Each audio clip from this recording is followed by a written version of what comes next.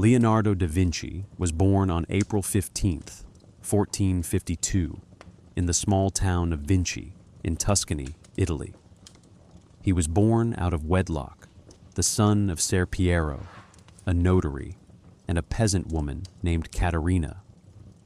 Because of his status, Leonardo was not destined for a traditional education.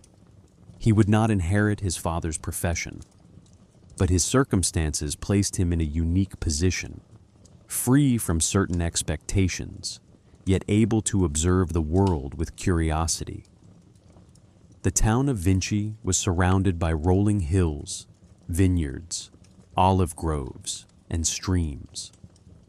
The countryside was alive with the sounds of birds, the flow of water, and the cycles of agriculture. This was Leonardo's first classroom. From an early age, he spent time outdoors, watching, listening, and noticing details that others ignored.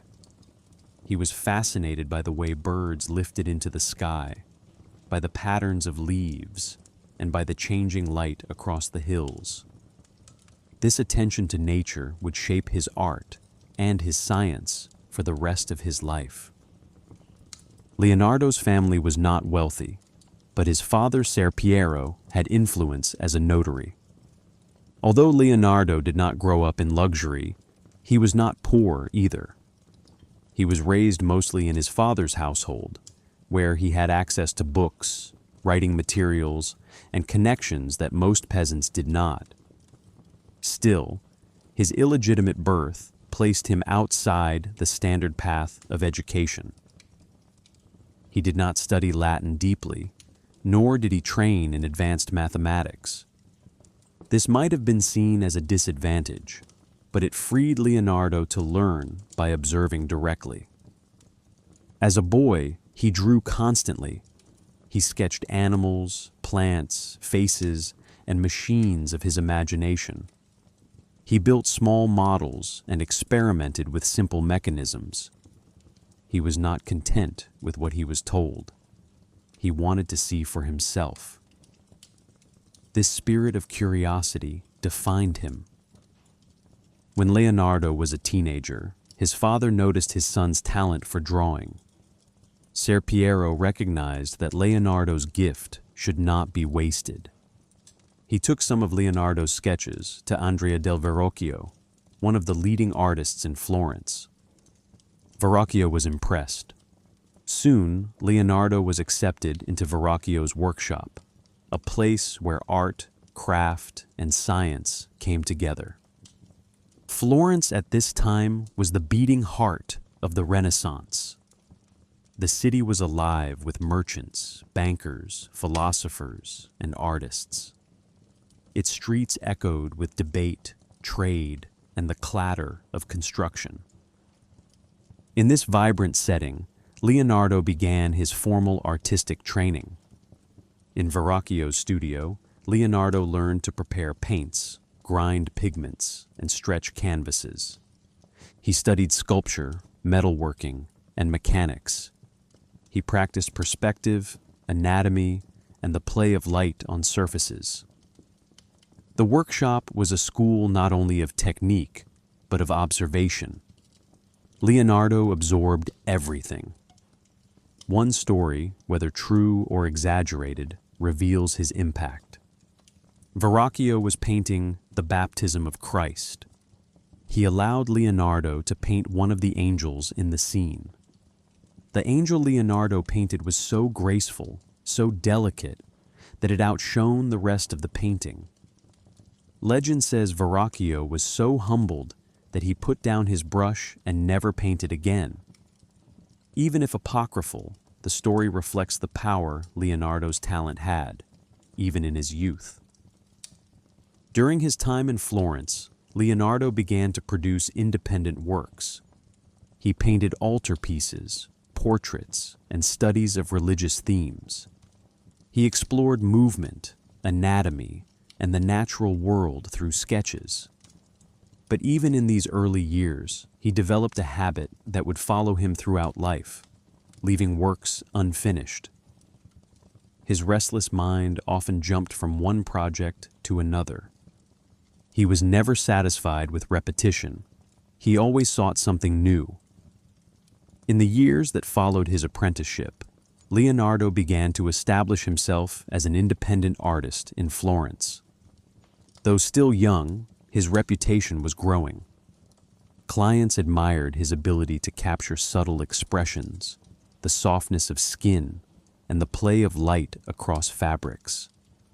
But even more, they noticed the sense of life in his works, something beyond technique, a spark of observation and imagination that made his figures seem real. One of his earliest known works is the Annunciation. It shows the angel Gabriel greeting the Virgin Mary, a scene painted many times before by others. But Leonardo's version carries his signature touch. The wings of the angel are painted with the precision of someone who has studied birds in flight.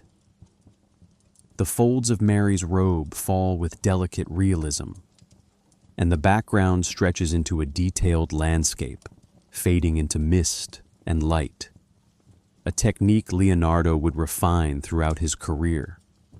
Another important work from this period is the portrait of Ginevra de' Benci.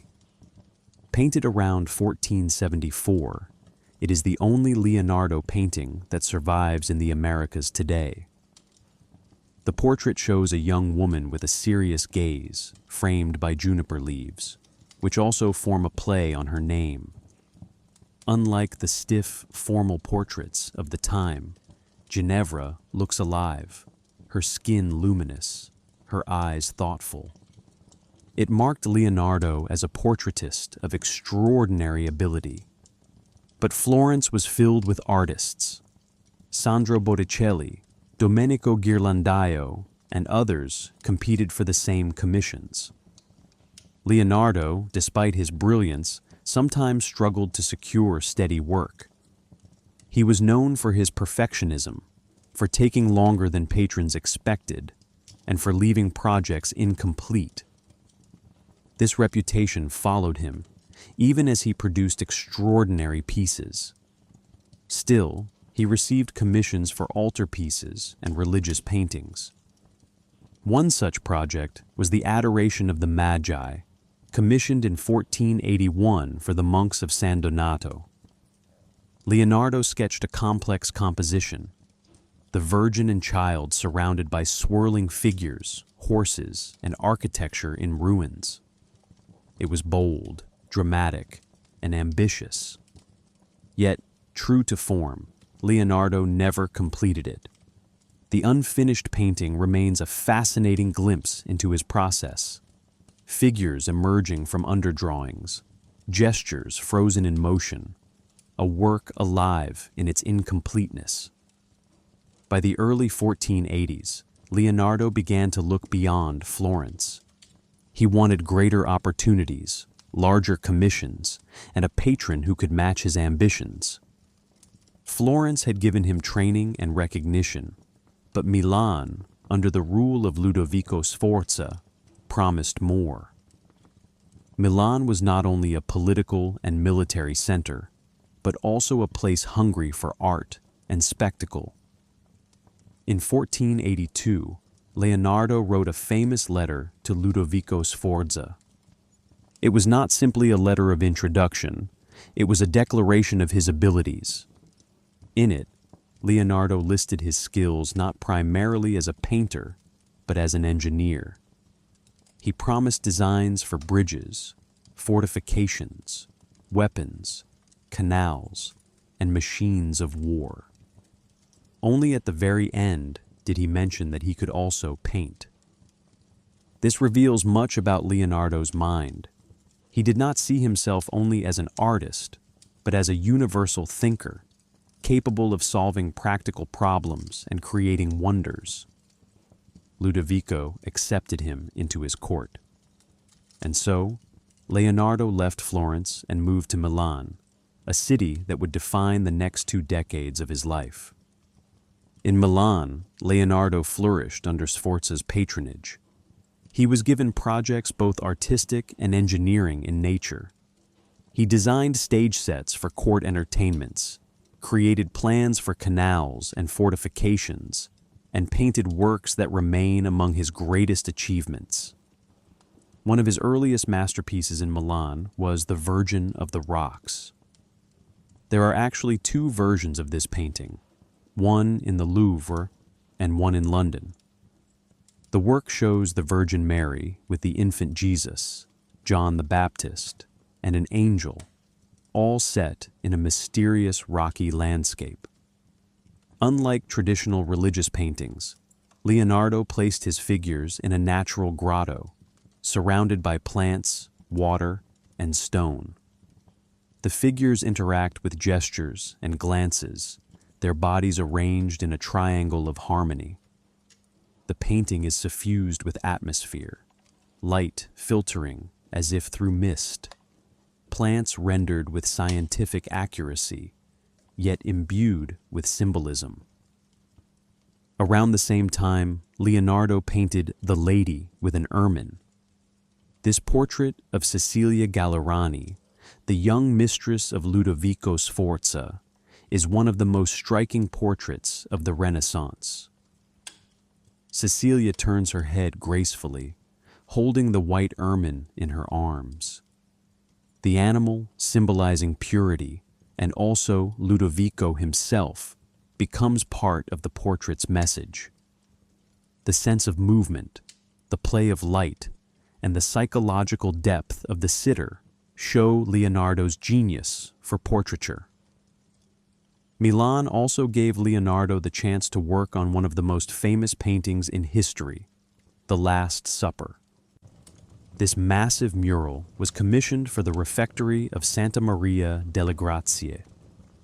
It depicts the dramatic moment when Jesus tells his disciples that one of them will betray him. The apostles react with shock, anger, disbelief, each figure uniquely animated. The composition draws the eye to the calm figure of Christ at the center, framed by the geometry of the room.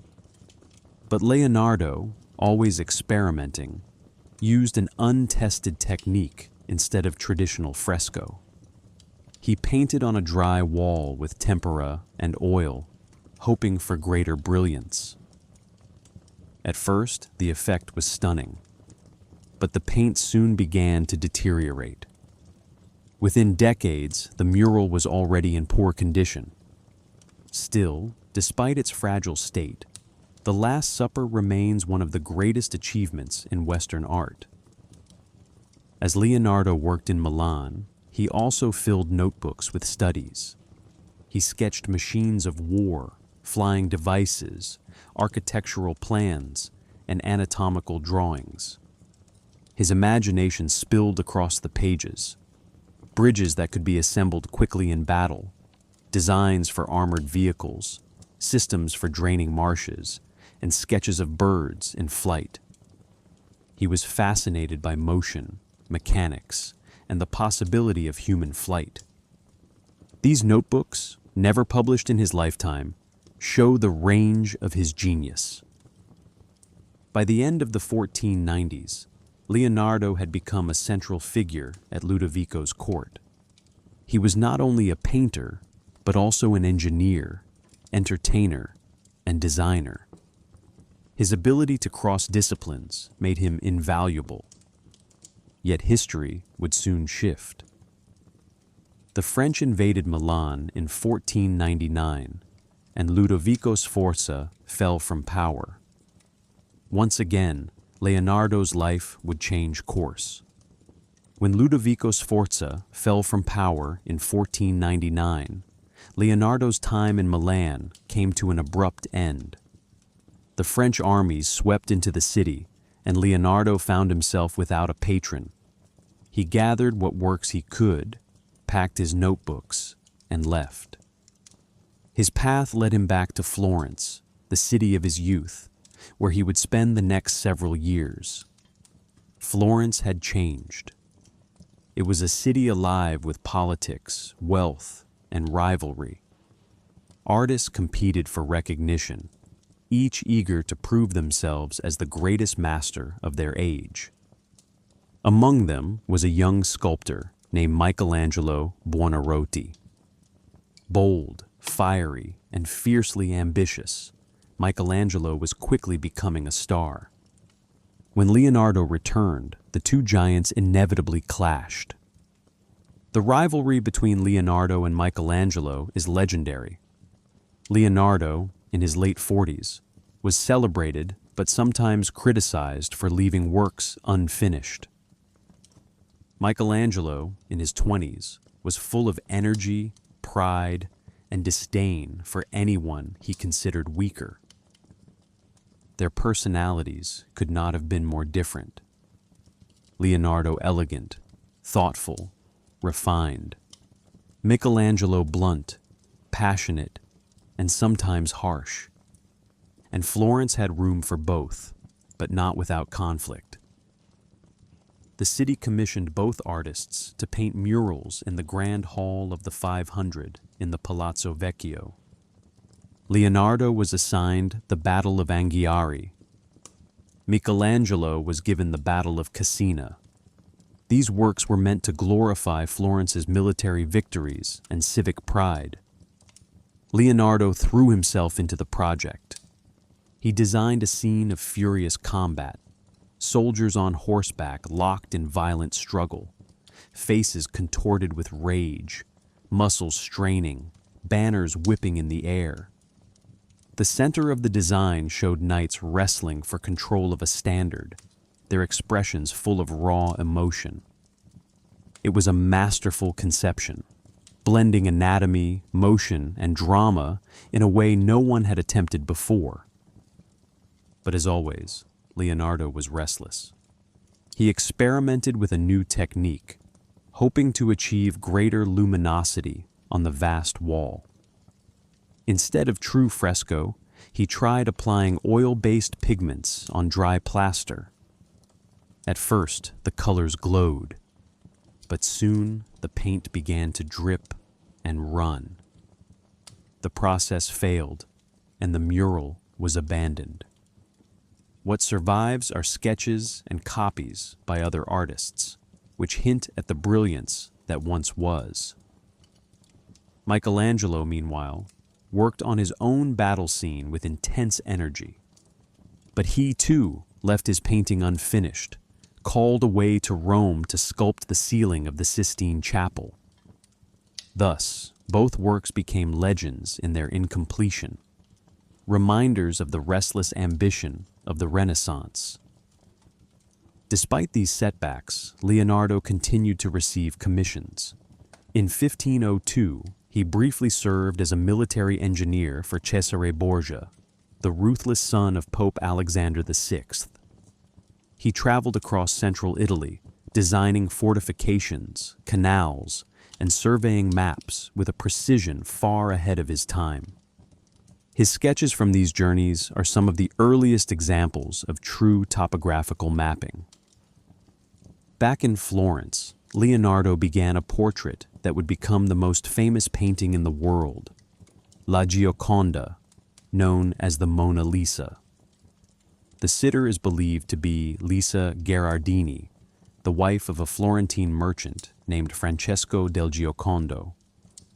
Leonardo painted her seated against a distant, dreamlike landscape, her hands folded, her gaze calm yet alive.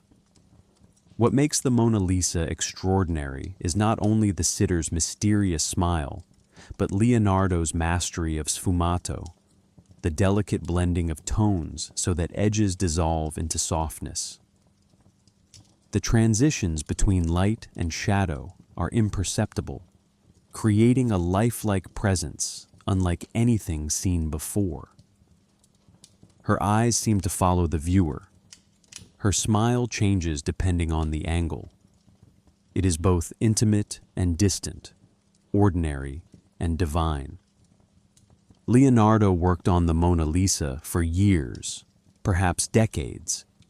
He carried it with him everywhere, never delivering it to the supposed patron.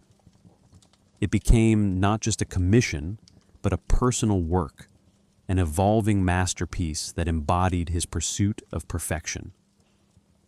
During these years, Leonardo also deepened his studies of anatomy. He dissected human corpses, often in secret, sketching muscles, bones, and organs with astonishing accuracy. He saw the body as a machine, its movements governed by principles of mechanics. His drawings of the heart, the vascular system, and the skeleton were centuries ahead of medical understanding. Though these notebooks were not published in his lifetime, they remain some of the most detailed anatomical studies ever made. Leonardo's notebooks from Florence also include designs for flying machines.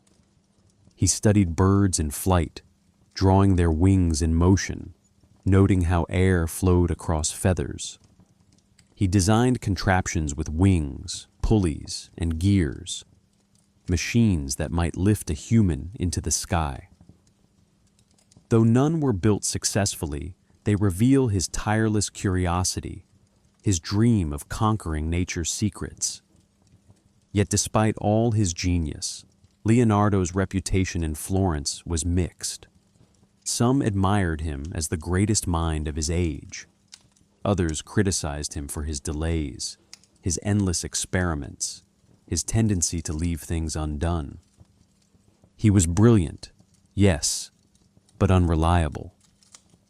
And Florence, with its impatient patrons, often demanded results over visions. Still, Leonardo's place in the story of art was secure. By the early 1500s, he was already a legend in his own time. His unfinished works were studied, his sketches copied, his ideas imitated. Even Michelangelo, his rival, could not ignore his brilliance. The two men embodied different paths of genius, one through restless inquiry, the other through sheer intensity. Together, they defined an era. By the second decade of the 1500s, Leonardo's life was again on the move. He had spent years between Florence and Milan, working for powerful patrons, studying endlessly, and producing works that would define the Renaissance. But he was entering the final stage of his career, and though his mind remained restless, his body was beginning to show signs of age. Around 1513, Leonardo accepted an invitation to Rome. The city was then a center of power, culture, and ambition under the patronage of Pope Leo X. Rome was alive with artists, scientists, and thinkers. Michelangelo was there, working on the Sistine Chapel ceiling. Raphael was painting his grand frescoes in the Vatican. It was a golden moment for Renaissance art, and Leonardo found himself among giants. Yet, surprisingly, his time in Rome was not as fruitful as in Florence or Milan. He was given rooms in the Belvedere, a section of the Vatican, and had the support of Giuliano de' Medici, the Pope's brother. But Leonardo struggled to secure major commissions. He was respected, even revered, but his reputation for delay and experimentation worked against him. Younger artists, faster and more decisive, were more attractive to impatient patrons. Still, Leonardo worked tirelessly. He continued his anatomical studies, dissecting corpses and drawing with unmatched precision. He investigated geology, studying fossils and rock formations, convinced that the earth had once been covered by water. He sketched designs for machines, including new ideas for weapons and fortifications. But many of these projects remained on paper, never realized. Even in Rome, Leonardo's imagination turned to flight.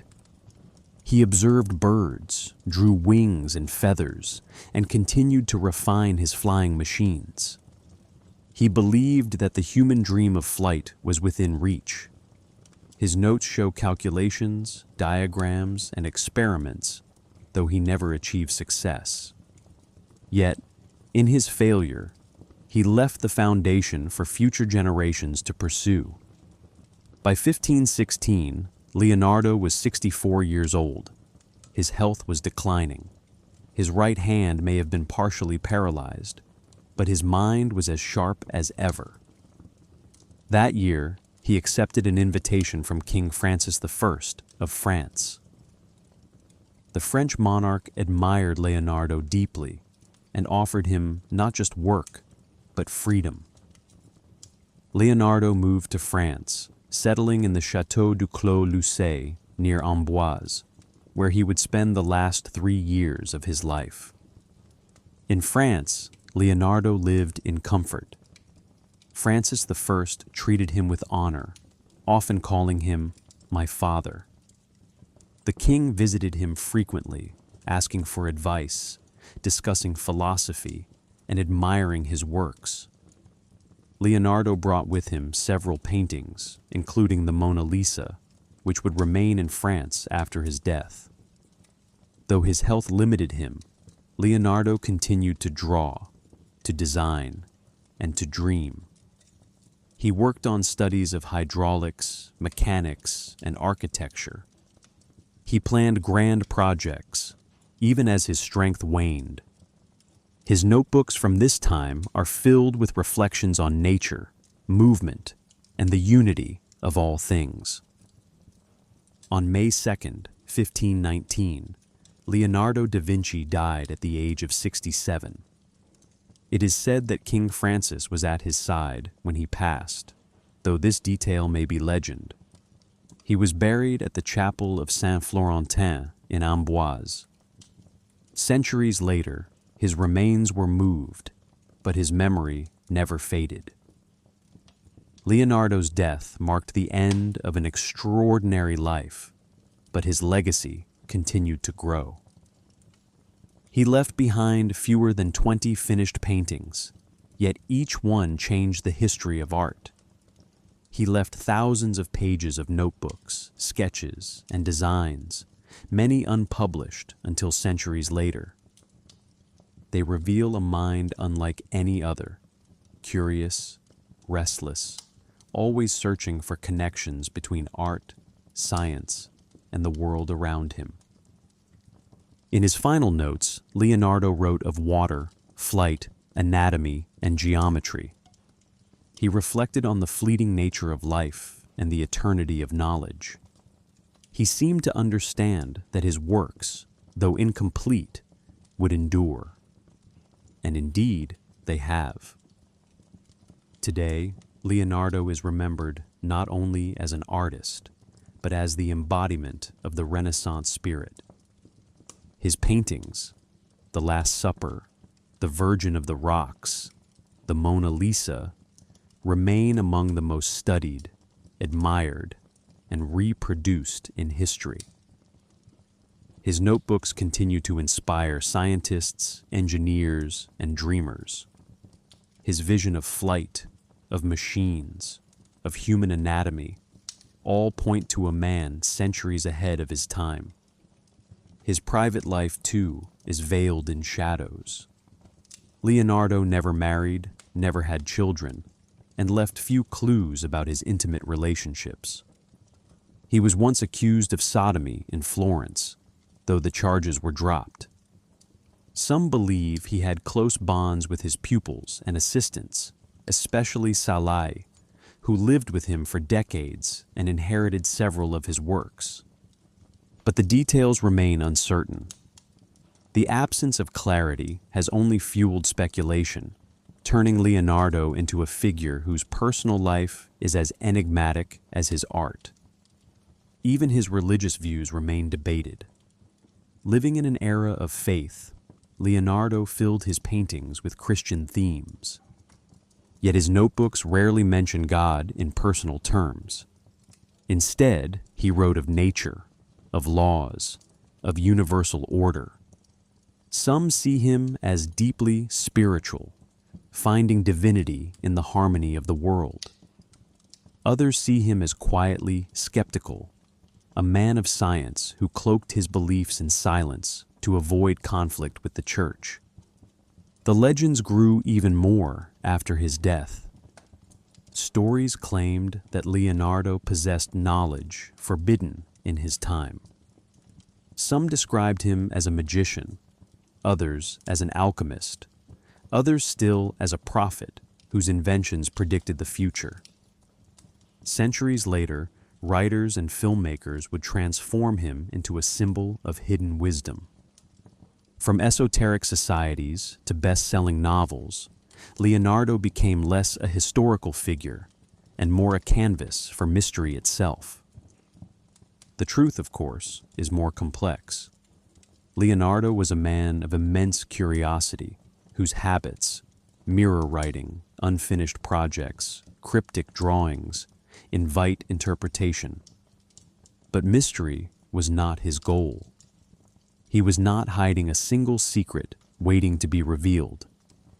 Rather, the enigma arises from the sheer vastness of his mind. He explored so much in so many directions that the fragments he left behind cannot be stitched into a single, simple story. And that may be why Leonardo continues to fascinate us, because he is not only the genius who painted the Mona Lisa or designed flying machines. He is also the Leonardo we cannot fully grasp, the Leonardo of silences, puzzles, and shadows. In those gaps, in those unfinished pages, in those mysterious smiles, we project our own questions. He becomes not just a man of history, but a mirror for our imagination. 5 centuries later, Leonardo remains both known and unknown. His works survive, his notebooks are studied, but his ultimate truth escapes us. And perhaps that is his greatest masterpiece, to remain forever unfinished, forever mysterious, forever alive in our search. Leonardo da Vinci's life ended in 1519, but his story did not stop there. In many ways, it was only the beginning. His paintings, his notebooks, his inventions, and even the aura of his personality continued to ripple through time, shaping not just art, but the very way we think about human potential. To understand his legacy, we have to leave Renaissance Italy behind and follow the centuries that came after, where Leonardo was rediscovered, reinterpreted, and transformed into the ultimate symbol of genius. In the immediate years after his death, Leonardo was remembered mainly as a painter. The Mona Lisa and the Last Supper had already secured him a place among the masters. Artists studied his techniques of chiaroscuro and sfumato, those subtle ways of shaping light and shadow to give form to faces and landscapes. His drawings of anatomy influenced a small circle of scholars who managed to access them, though much of his scientific work remained hidden in private hands. But even then, whispers of his uniqueness circulated, stories of an artist who was also an engineer, a scientist, a man who saw the world differently. During the 16th and 17th centuries, however, Leonardo's fame was eclipsed by others. Michelangelo and Raphael dominated the artistic stage. Leonardo was admired, yes, but he was also elusive. His unfinished works and scattered manuscripts made him harder to pin down, harder to celebrate in neat categories. For a time, he became almost a shadow, famous but not fully understood. It was the 18th and 19th centuries that began to resurrect him in earnest.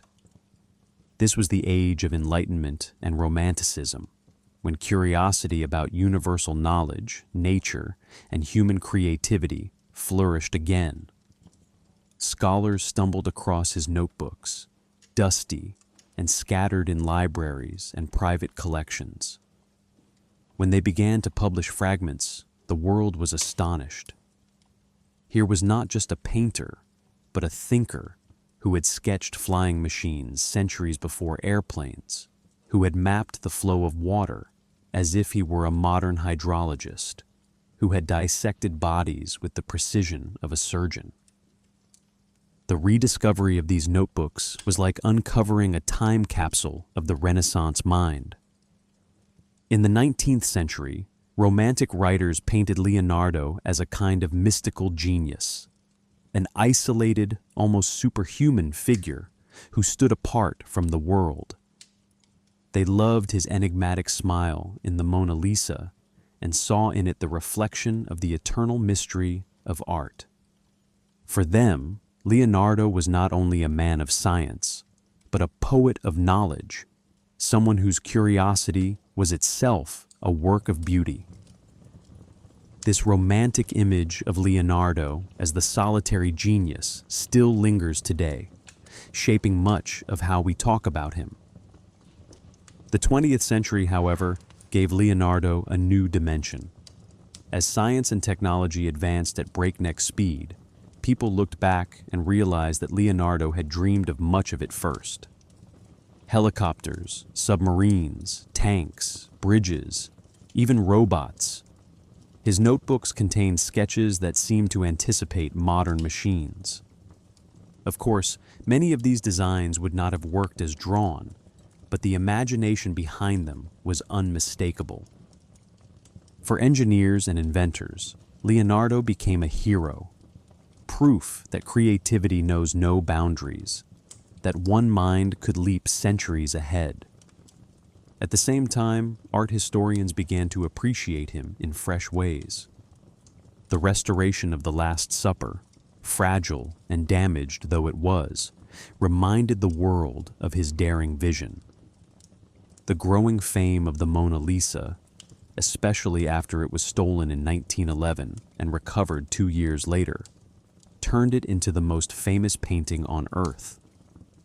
Crowds lined up at the Louvre to see her mysterious smile, and suddenly, Leonardo was not just a Renaissance figure, but a global celebrity.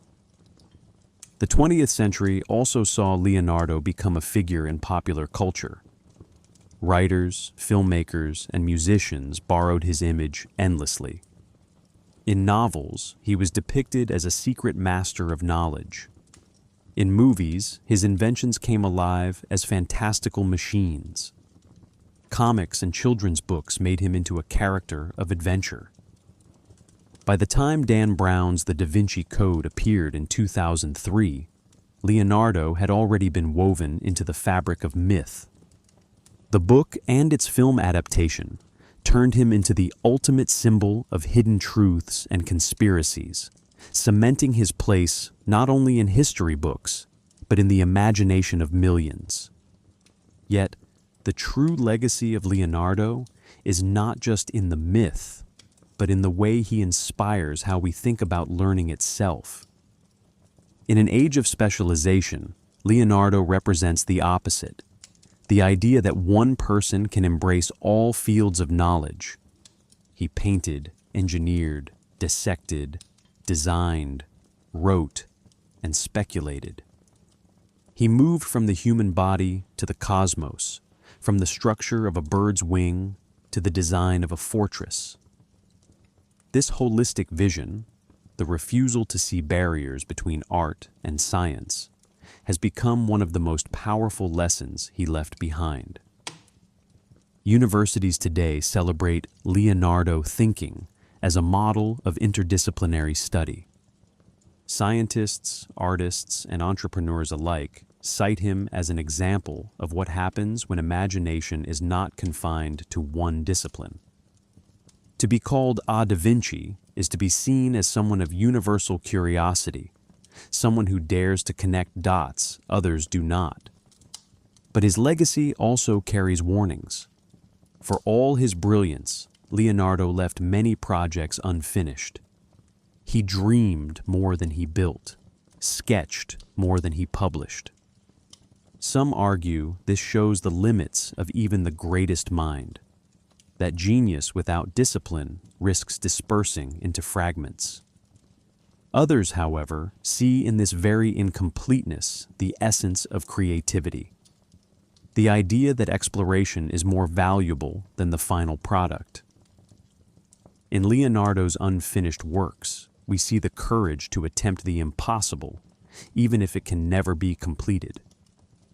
Leonardo da Vinci's life was not just the story of an artist, it was the story of curiosity itself, of a mind that refused limits, that saw the world as an endless puzzle to be solved.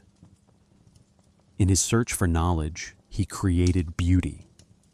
In his quest for understanding, he left wonders.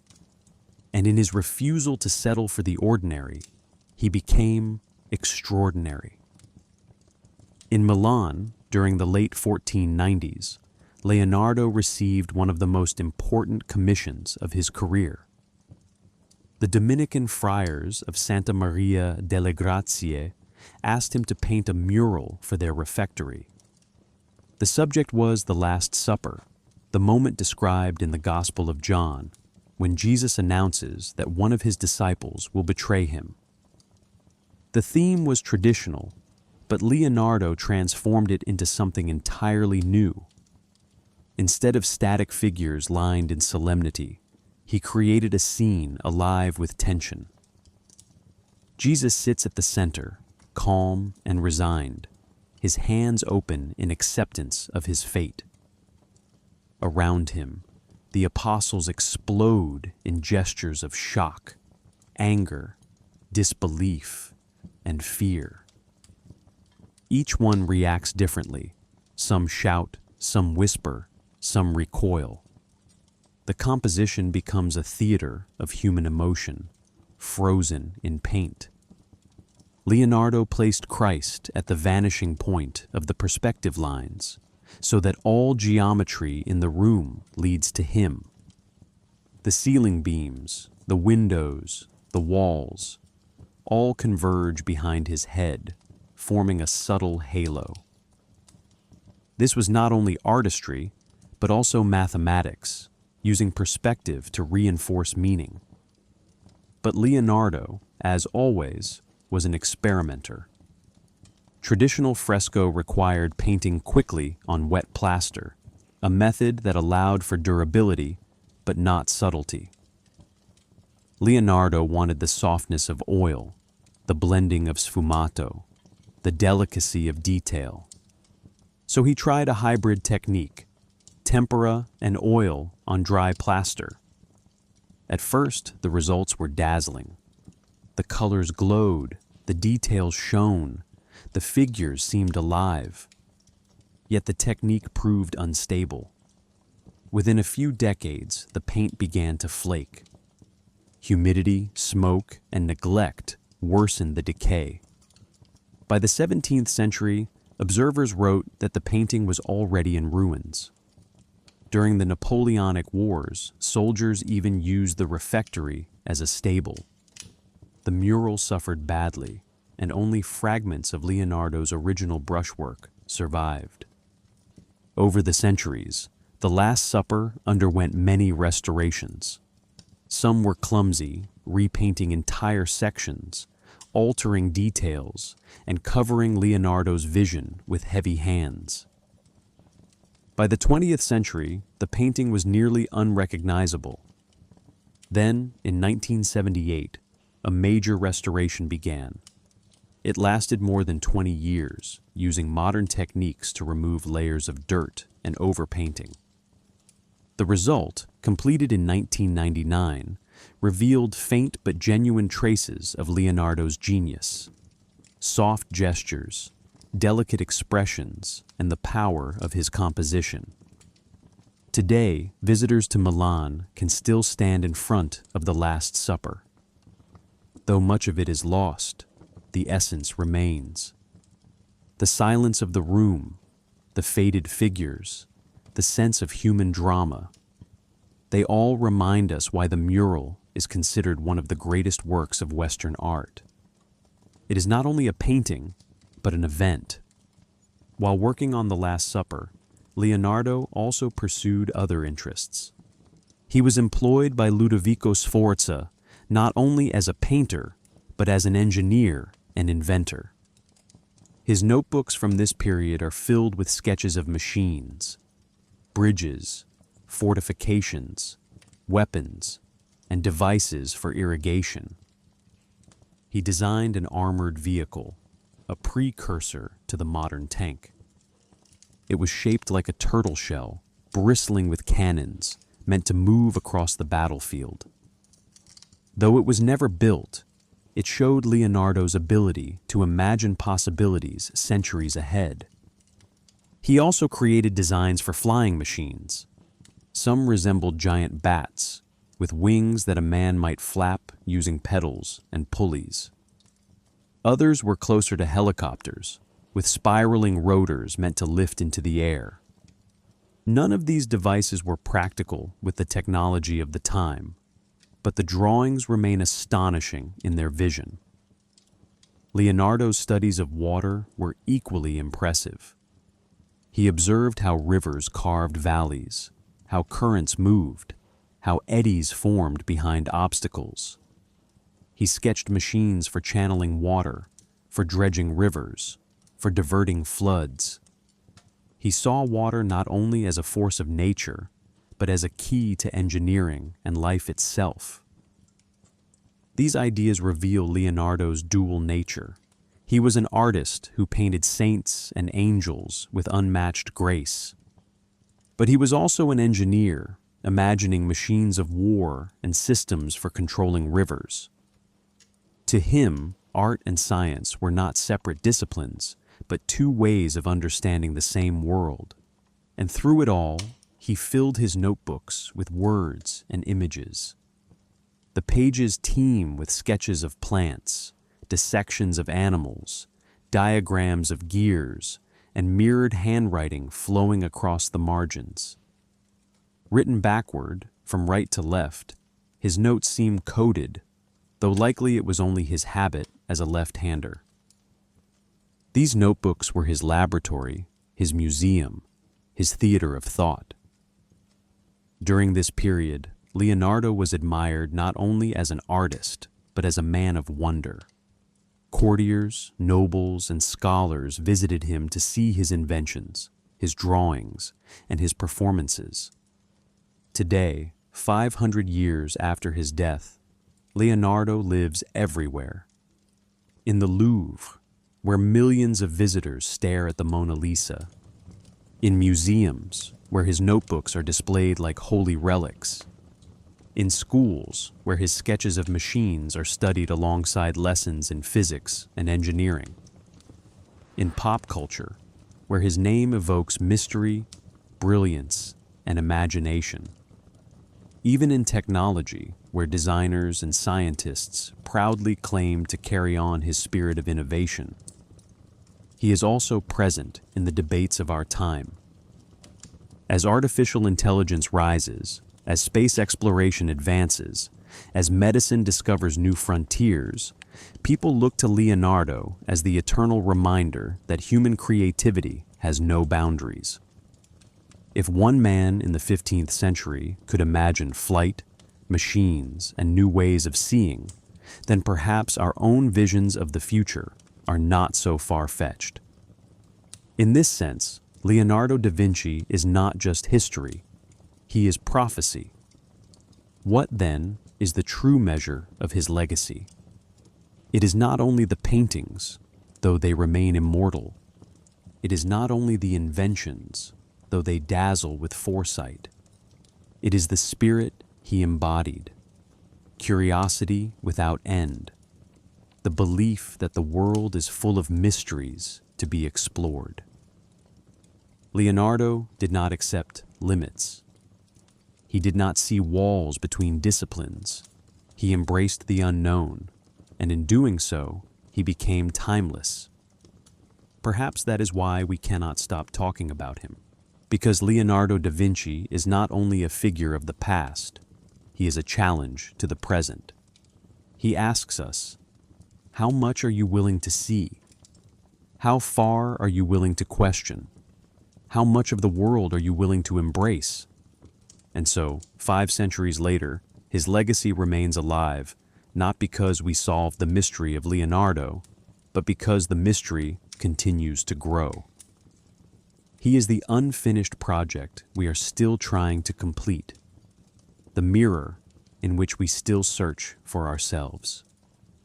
He is, and perhaps always will be, the embodiment of the human dream.